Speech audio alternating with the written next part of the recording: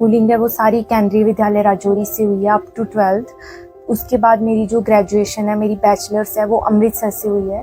तो जैसे ही मेरी डिग्री कंप्लीट हुई, सून आफ्टर दैट मैं from the last 2 years working. हम प्रिपरेशन की बात करेंगे, किस तरह आपने उस एग्ज़ाम को क्रैक किया और जो आने वाली यूथ है जो इस फील्ड में आना चाहते हैं, तो आपके लिए मतलब उनके लिए क्या मैसेज रहेगा कि किस तरह का एग्ज़ाम उनको प्रिपेयर करना चाहिए?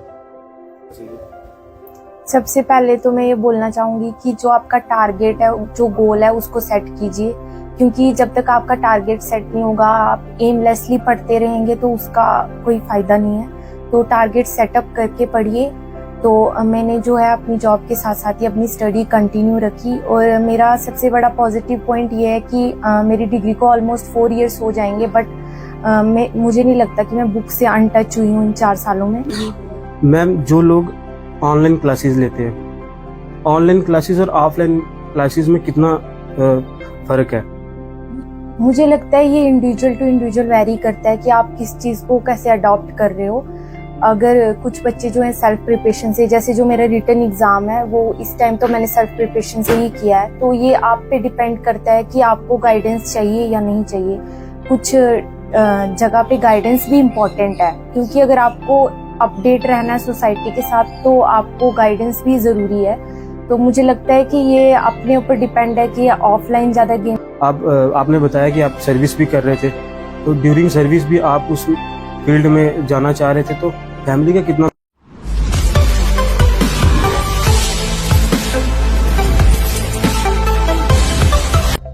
एक बार फिर से स्वागत है आपका अपना podcast show the Himalayan talk show और द वॉइस ऑफ राजौरी में। आज की खास बातचीत में, आज के स्पेशल पॉडकास्ट में हमारे साथ बातचीत करने के लिए जसमीत कौर हैं। हाल ही में इन्होंने लेफ्टिनेंट MNS का एग्जाम क्लियर किया है, और JNK में ये पहली एक ऐसी वुमेन है जिन्होंने इस एग्जाम को क्रैक किया। हम इनका स्वागत करते हैं the voice of Rajouri the Himalayan talk show में। मैम, स्वागत है आपका द हिमालयन टॉक शो और द वॉइस ऑफ राजौरी में। हम आपका स्वागत करते हैं।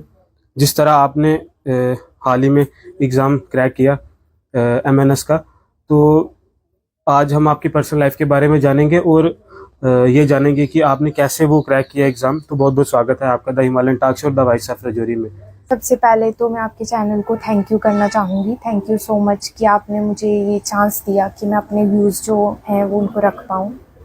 Thank you ma'am. Ma'am, personal life के बारे में जानेंगे आपकी किस तरह की पर्सनल लाइफ रही है आपकी, और क्या कुछ सपोर्ट रहा आपका स्कूलिंग को लेके, आपके पेरेंट्स को लेके, तो किस तरह की पर्सनल लाइफ है आपकी? तो मेरी फैमिली में मेरे पेरेंट्स हैं और हम 3 सिस्टर्स हैं। तो मेरी जो स्कूलिंग है वो सारी केंद्रीय विद्यालय राजौरी से हुई है अप टू 12th। उसके बाद मेरी जो ग्रेजुएशन है, मेरी बैचलर्स है, वो अमृतसर से हुई है। तो जैसे ही मेरी डिग्री कंप्लीट हुई, सून आफ्टर दैट मैं from the last 2 years working हूँ। अभी मैं एज अ CHO वर्क कर रही हूँ इन हेल्थ डिपार्टमेंट। मैम, जब हमने आपकी पर्सनल लाइफ के बारे में जाना, जिस एरिया में आप रहते हैं, तो हमारा एरिया भी थोड़ा बैकवर्ड एरिया में आता है। इतना अवेयर नहीं है यहाँ के लोग, ना हमारी फैमिली जितनी अवेयर है। जब हमने आपकी फैमिली के बारे में जाना, और सभी ने यही कहा कि काफ़ी सपोर्ट रहा आपकी फैमिली का हमेशा आपके साथ, और जब हमने लोगों से बातचीत की तो काफ़ी अच्छा रिस्पांस उनका मिला, काफ़ी पॉजिटिव व्यू मिले वहाँ पर। तो हम आपसे ये जानेंगे कि स्कूलिंग आपकी KV से हुई, बट KV का मतलब स्टार्टिंग से आपका कैसा रिस्पांस रहा, टीचर्स को लेके, मतलब किस तरह का वो आपको सपोर्ट करते रहे? मुझे तो लगता है कि जो इनिशियल स्टेज होती है एक स्टूडेंट या फिर एक बच्चे की लाइफ में, वो उसकी स्कूल से ही डेवलपमेंट होती है। तो मुझे लगता है कि मेरी जो डेवलपमेंट प्रोसेस थी वो इनिशिएटिव बहुत अच्छे तरीके से हुई, क्योंकि एक डिसिप्लिन माहौल में जो है मेरी स्कूलिंग हुई। तो जो केंद्रीय विद्यालय है, मोस्टली वो जो आर्मी पर्सोनल्स या फिर पैरामिलिट्री, अदर पैरामिलिट्री फोर्सेस जो होती हैं, उनके बच्चों के लिए ही ये KV संगठन इस्टेब्लिश किया गया था। तो मेरे साथ भी जो भी मेरे क्लासमेट्स थे, they are all are outsiders, तो वो सारे पैरामिलिट्री बैकग्राउंड से थे या आर्मी बैकग्राउंड से थे। तो उस चीज़ ने कहीं ना कहीं सबकॉन्शियसली ये चीज़ मतलब मेरे अंदर वो शुरू से ही डेवलप हो चुकी थी, स्कूल टाइम से। मैम, फैमिली बैकग्राउंड की बात करेंगे, क्या आपकी फैमिली से भी कोई इस फील्ड में था? नहीं, मेरी फैमिली में कोई भी इस फील्ड में नहीं है। मैम, एग्ज़ाम प्रिपरेशन की बात करेंगे, किस तरह आपने उस एग्ज़ाम को क्रैक किया, और जो आने वाली यूथ है जो इस फील्ड में आना चाहते हैं, तो आपके लिए मतलब उनके लिए क्या मैसेज रहेगा कि किस तरह का एग्ज़ाम उनको प्रिपेयर करना चाहिए? सबसे पहले तो मैं ये बोलना चाहूँगी कि जो आपका टारगेट है, जो गोल है, उसको सेट कीजिए, क्योंकि जब तक आपका टारगेट सेट नहीं होगा, आप एमलेसली पढ़ते रहेंगे तो उसका कोई फ़ायदा नहीं है। तो टारगेट सेटअप करके पढ़िए। तो मैंने जो है अपनी जॉब के साथ साथ ही अपनी स्टडी कंटिन्यू रखी, और मेरा सबसे बड़ा पॉजिटिव पॉइंट ये है कि मेरी डिग्री को ऑलमोस्ट 4 इयर्स हो जाएंगे, बट मुझे नहीं लगता कि मैं बुक से अनटच हुई हूँ इन 4 सालों में। तो ये है कि मैंने अपने आप को हमेशा अपग्रेड करने की कोशिश की और पढ़ाई के साथ हमेशा टच में रही। तो यही बोलूँगी। मैम, जो लोग ऑनलाइन क्लासेस लेते हैं, ऑनलाइन क्लासेस और ऑफलाइन क्लासेस में कितना फ़र्क है? मुझे लगता है ये इंडिविजुअल टू इंडिविजुअल वेरी करता है कि आप किस चीज़ को कैसे अडॉप्ट कर रहे हो। अगर कुछ बच्चे जो हैं सेल्फ प्रिपरेशन से, जैसे जो मेरा रिटन एग्ज़ाम है वो इस टाइम तो मैंने सेल्फ प्रिपरेशन से ही किया है, तो ये आप पे डिपेंड करता है कि आपको गाइडेंस चाहिए या नहीं चाहिए। कुछ जगह पे गाइडेंस भी इम्पॉर्टेंट है, क्योंकि अगर आपको अपडेट रहना है सोसाइटी के साथ तो आपको गाइडेंस भी ज़रूरी है। तो मुझे लगता है कि ये अपने ऊपर डिपेंड है कि ऑफलाइन ज़्यादा गेन कर पा रहे हो या ऑनलाइन कर पा रहे हो, जैसे भी। मैम, फैमिली का कितना ज़्यादा आपके साथ सपोर्ट रहा, कितना कॉपरेट रहा फैमिली का?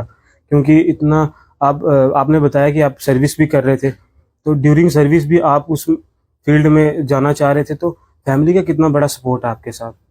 फैमिली का तो सपोर्ट था ही, मतलब ये है कि मुझे लगता है मेरे घर पे सबको मेरे ऊपर यकीन था कि हाँ तू कर सकती है और कुछ करेगी, अच्छा करेगी।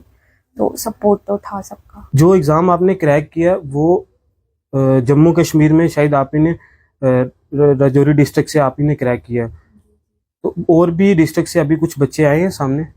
नहीं, अभी तो हमारे JNK से मैं फर्स्ट ही हूँ जिसको मेल रिसीव हुई है, और मेरा ऑल इंडिया रैंक 178 आया है। तो अभी तो बाकी मेरे साथ जम्मू के थे बच्चे, बट अभी उनको मेल रिसीव नहीं हुई है, तो मैं फर्स्ट ही हूँ जिसको मेल आई है। जितने बच्चे इस टाइम स्ट्रगल कर रहे हैं, क्या मैसेज है आपका उनके लिए कि किस तरह की स्ट्रगलिंग उनको लाइफ में करनी चाहिए और किस तरह आगे बढ़ना चाहिए उनको? मैं यही बोलूँगी कि हार्ड वर्क और पेशेंस, क्योंकि पेशेंस बहुत इंपॉर्टेंट है। ये नहीं है कि आप ये सोचो कि कुछ भी अचीव जल्दी होगा, क्योंकि ये मेरी लाइफ का एक्सपीरियंस है। मैंने भी बड़ा हार्ड वर्क किया है, बहुत फेलियर्स भी देखे हैं, इससे पहले भी मैंने एग्जाम्स दिए हैं। तो बहुत बार ऐसा भी हुआ है कि कुछ मार्क्स से रह जाती थी, तो वो डाउन फील होता है, लेकिन फिर भी सेल्फ मोटिवेटेड रही कि नहीं मुझे करना है। और मैं यही बोलूँगी कि पेशेंस रखिए और हार्ड वर्क कीजिए, तो ऑटोमेटिकली सक्सेस मिलेगी। हम आपका शुक्रिया करते हैं बहुत बहुत, आपने अपना कीमती टाइम दिया। हम इन फ्यूचर भी जब भी आप कभी राजौरी आए या ट्रेनिंग के बाद जब भी आप यहाँ पर आए तो हम आपका वापस से इंटरव्यू करेंगे। हम आपका शुक्रिया करते हैं अपना टाइम देने के लिए। आप भी देखते रहिए the Himalayan talk show, the voice of Rajouri, the Himalayan talk show team के साथ। बहुत बहुत शुक्रिया।